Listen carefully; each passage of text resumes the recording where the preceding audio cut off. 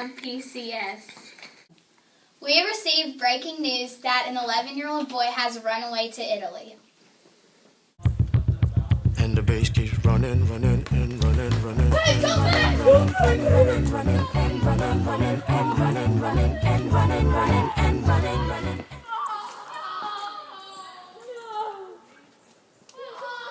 He went to Manchester Airport, snuck past passport control and boarding pass checks, went through a metal detector, and was on a plane halfway to Rome before anyone realized there was anything unusual going on.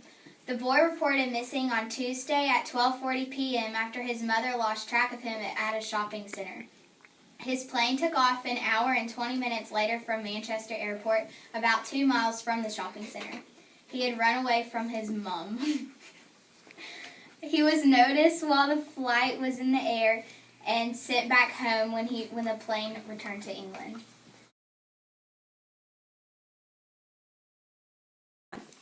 And now some important news for all you viewers out there. Another deadly earthquake shakes northern Italy. At least 16 people died, 1 missing, and 350 were injured after a 5.8 magnitude earthquake shook northern Italy Tuesday. The earthquake, which forced thousands of people from their homes, came 9 days after a 6.0 magnitude quake struck in the same region, killing 7 people. Tuesday's quake was followed by dozens of aftershocks. Hold it, everybody! I feel another...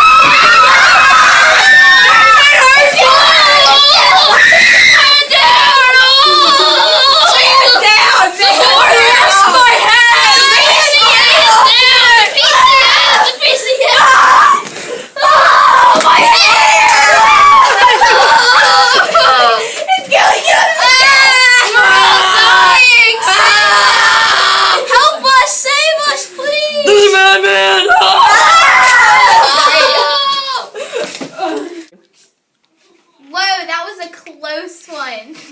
After composing ourselves, let's go to Anna with our weather. Grazie, Katelyn. And here's the weather forecast for the next week. As you can see, today is a rainy day, and it will be continuing for the next 3 days. On Wednesday, we will have a little bit of sunshine.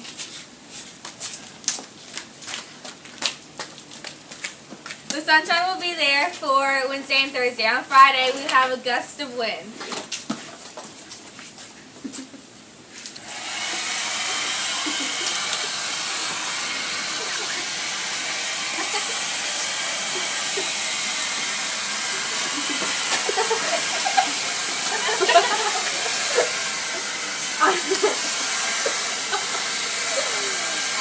On Saturday, we'll go back to rain. That's it. Back to you, Katelyn. I'm going to the commercial now. Hanna Granda! He can play video games for hours on end without taking a break.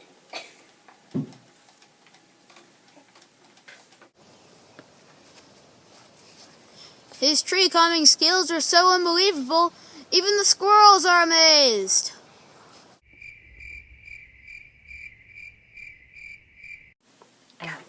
If he punches you in the gut, you will want to thank him. Oh, thank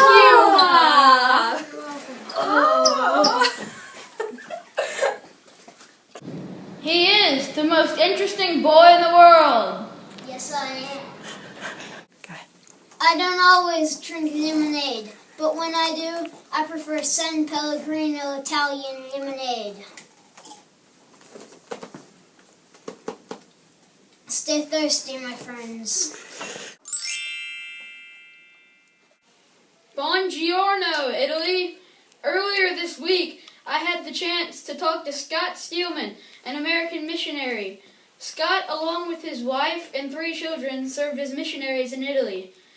I think you'll enjoy getting to know Scott and hearing about his ministry in our country.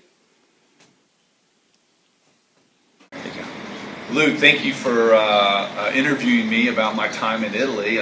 My name is Scott Steelman. I lived in Italy from 2001 to 2006 as a missionary there with my family, and we worked with the organization called Italy for Christ. We lived in a little town called Grottaferrata, which was just outside of Rome. in the southern part of Rome in Italy. We were there the entire time, that 6 years. So, Scott, were the people in Italy open to what you had to say to them? As a missionary in Italy, my focus was working with students, working with young people. I traveled the whole country helping churches develop ministries for young people. And so it was very interesting for us there. And the kids were very receptive to what we had to share. One of the things that about our ministry, Italy for Christ, that I worked with, and our message is we didn't really talk about religion. Obviously in Italy the predominant religion is Catholicism. It's like 85% of the people are Roman Catholic there. And so what our focus was not necessarily on religion, but on a relationship with Jesus. So we focused more on what it means to have a relationship with Jesus and how a relationship with Jesus can help you in your everyday life. And so we tried to bring the gospel, make the gospel very relevant to the young people that we serve. And so from our perspective, we saw a great response to the gospel, to sharing about what it means to have a relationship with Christ. And through the 6 years I was there, and the different conferences that we did, and the different youth events that we did, and the different school ministries that we did a lot of school ministries in Italy as well. And we saw hundreds and thousands of students, really put their faith and trust in Jesus Christ when we were there. So it was very exciting, and we actually got to see churches begin to develop ministries for students where they had no ministry to young people. Then all of a sudden, the church would start reaching out to the youth of their city, and they would have 60, 70, and some as big as 150 youth would start coming to their church for different youth ministry and youth programs. And so it was very exciting to see God use that as we focused on the importance of a relationship versus the religion side. Tell me what it was like moving to a country where you didn't know the language. One of the funniest things about not knowing the language is we were going on a trip in the country of Italy, and we had a little baby. And so we had called the airline, and they only spoke Italian, so we were having to speak in Italian, and my wife wasn't very good at speaking Italian, and we were asking for a little bassinet they had on the plane for the baby to sit in.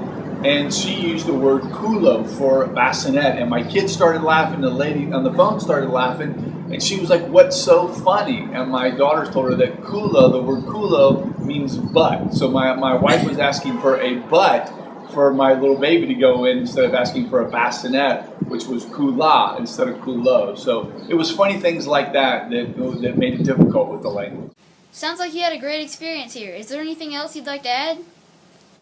We moved to Italy in 2001 to really help Italy for Christ develop a national ministry for students. And those of you at Briarwood may be familiar with Italy for Christ because I believe in 2000 they sent a team from the church to work with Italy for Christ, and actually donated several things to help during the year of Jubilee that Italy for Christ was working there. And so, but my role in the ministry is to travel throughout the country of Italy, working with local churches, helping them to develop a ministry for students. And through that, not only did youth camps and youth conferences, and we helped develop student ministries in churches, but we also worked with another organization called One Hope, and we distribute a Bible magazine to students in the public schools throughout Italy. And so that gave us a very great opportunity to minister to kids that may never go to a church. And so we would work with the local churches in that city. We'd go into the public schools, and we'd go classroom by classroom, sharing the gospel through this very relevant magazine that was filled with different issues that teens face, and also shared the gospel. So it was a great tool that we had to promote the gospel and share the gospel throughout the country of Italy. And then again, work with those churches to help develop a youth ministry that would be relevant, that would be fun, that would be exciting, that could help students, grow in a relationship with Jesus Christ. So that was really the focus of my ministry there with Italy for Christ for the 6 years that we lived in Italy. Sorry to interrupt, Scott, but there's breaking news that the Pope plans to resign. I quit! We'll get more on this breaking news to you as it develops. And now stay tuned for a commercial break. I can't believe Forever 21 is closed. I know, right? Katelyn? Anna? It's so good to see you again! Do you remember all those crazy things we did in college? Yeah.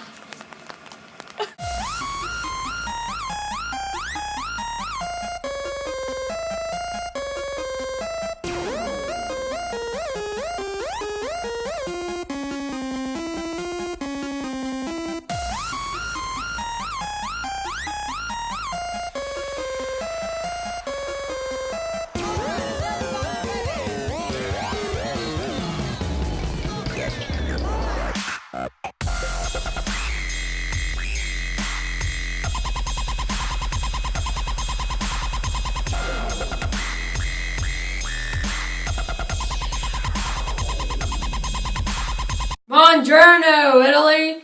This is Alex Contest bringing you up to date on the sports. Italy claimed bragging rights in rugby a week ago because of their first upset victory over France, 23-18. And yesterday just experienced a crushing blow from Scotland, 34-10. Wow, what a loss. The Scottish win over Italy. A crushing blow.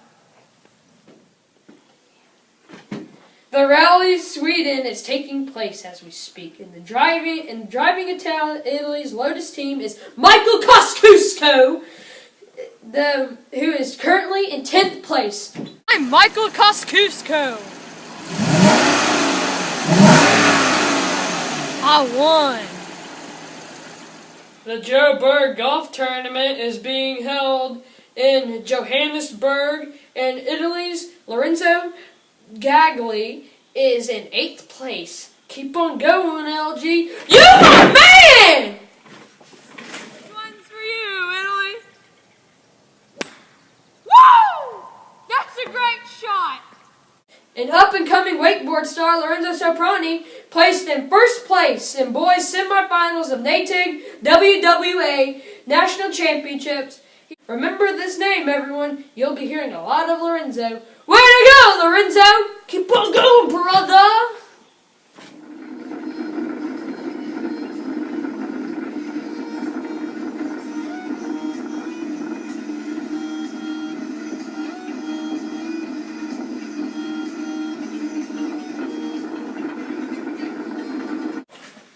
For the last segment today in sports. In football Series A, Juventus beats Fiorentina 2-0, with Alejandro Matri losing his shoe on the game-winning shot.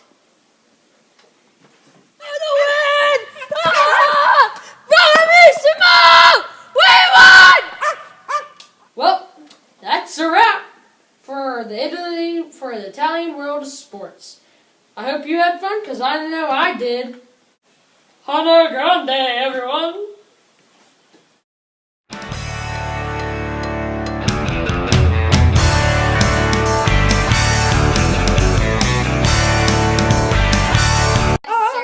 It was Manchester, England, and the kid flew to Italy. So you want me to say, and good morning, Italy's news guys. 1.